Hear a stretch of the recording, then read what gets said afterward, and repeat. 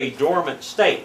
And that sounds good. They do this either with super concentrated molasses or with phosphoric acid, or there's a third thing they use to stabilize compost tea. But the bad news is that not all microbes have a resting state. And if you buy what they call stabilized compost tea, they've killed off about half the forms of life that were in that compost tea because those half didn't have a resting state, so you, quote, couldn't really stabilize them. The good news is that you still have lots and lots of life in there. The best inoculants that you can go out and buy, and various people, sell things that will put some microbes into the soil and all, most of those things have 10, 12, 15 different kinds of microbes in there.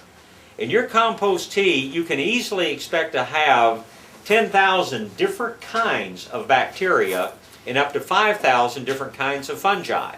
So if you kill off half the varieties, now we're only down to 5,000 kinds of bacteria and 2,500 kinds of fungi. Still better than just about any kind of product that you're going to buy. So even the stabilized compost teas are okay. But where you have the opportunity, go with the full strength stuff and use it immediately. Yes, sir. If you wanted to stabilize, could you put a can of Coke in a 5-gallon bucket? I don't know how you would stabilize it yourself. I don't know how well that would work. Quite frankly, I don't know how they do it commercially. But I don't think stabilizing it is something we could really do at home. You'd do better just to find a way to keep the oxygen going, even if just like a bucket aerator that you plugged in somewhere, just keep the oxygen going while you hauled it around. Okay. Yes, ma'am. If you're doing a little bit of acreage, like for the longhorn cattle, you do it in grids to keep the oxygen active?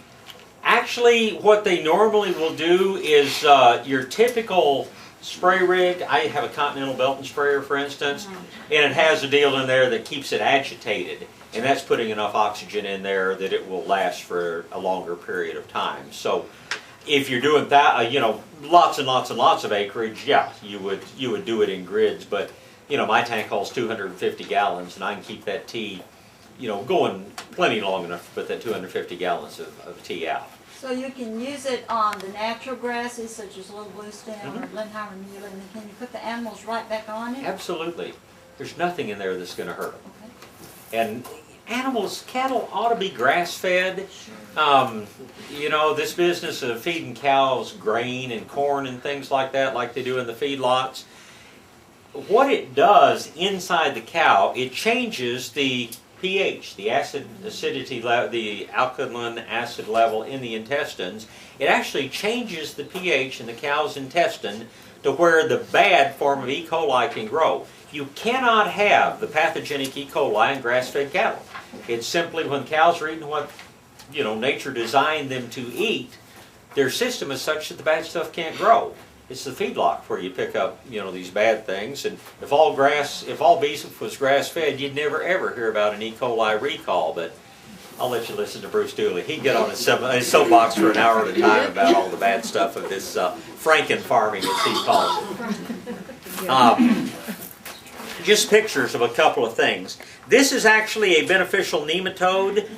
Many times we will find beneficial nematodes in our compost tea.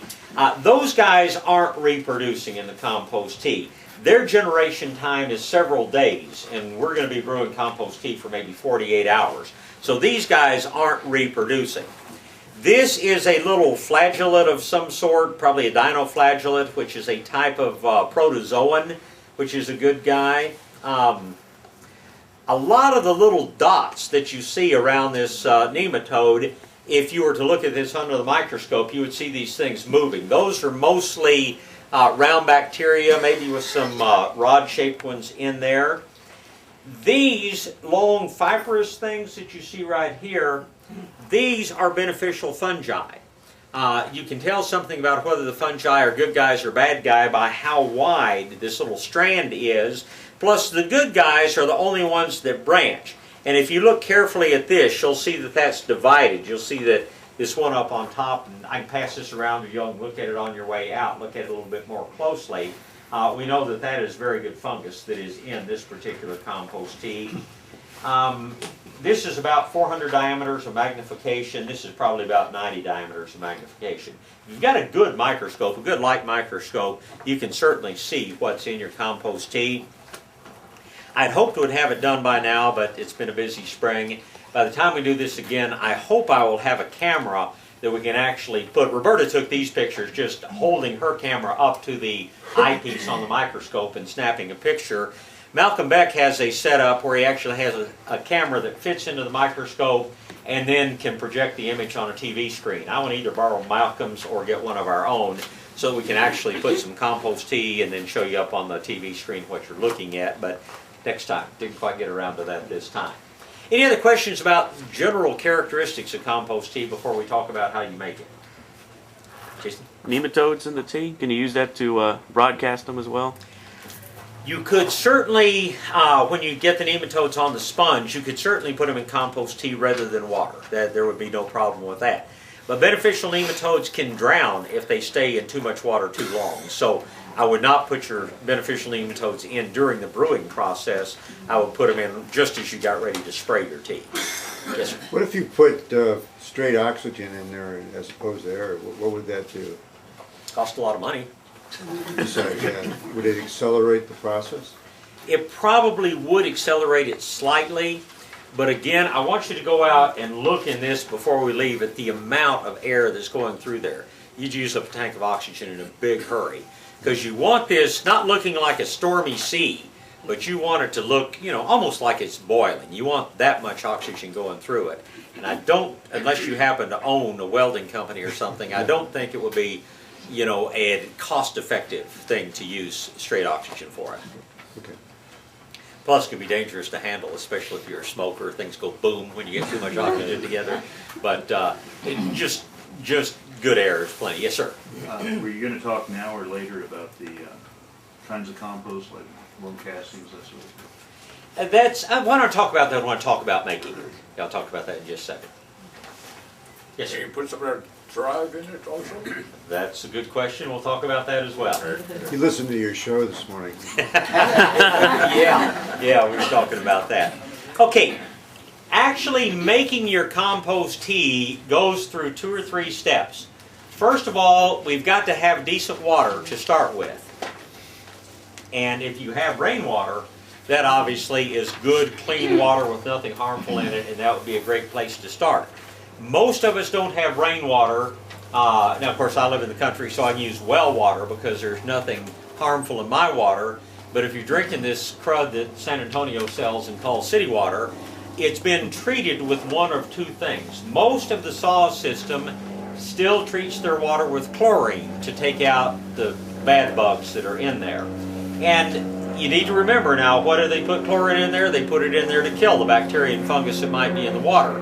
So we don't really want to be using water that is highly chlorinated when we first start our compost tea making, because we don't want to kill off the microbes that we're trying to produce. The nice thing about chlorine is that it goes away fairly quickly when you bubble it. So you're going to start out, you're going to put your water into your tea maker, and you're going to bubble it probably for maybe an hour before you put anything else in there, because that is what will get the chlorine out of the water. Now, if you have, excuse me, if you happen to be in a municipality that uses, instead of chlorine, uses something they call chloramine to disinfect the water, well, it's not real good for you to begin with, but it doesn't go away, and bubbling will not get chloramine out of your water. There is a way you can get rid of it, though, and that is to use the same kind of drops that you use in your fish aquarium. You know, you don't want to take water out of the tap and put your tropical fish in it, or chances are it'll kill your fish. So you get those little zip drops that you just squeeze a few drops in. That is perfectly good for taking the chlorine and stuff out of the water so that you can make good compost tea with it. So first thing we're going to do is start with good quality water. Yes? How about if you take water out of a pond, you know, recirculating pond, and has fish in it and so forth? If you haven't put any chlorine or anything in there, that would be ideal. As a matter of fact, if you have pond water, that's going to be even better. And that was one thing that that they kind of cheated on when we were doing our contests. That's the one thing that Malcolm and Bruce had in common. Instead of taking water out of the tap, they had kind of a little pond out front. They sneaked out, we didn't know it at the time, and got about 2 cups of pond water and dumped in, you know, along with their other water.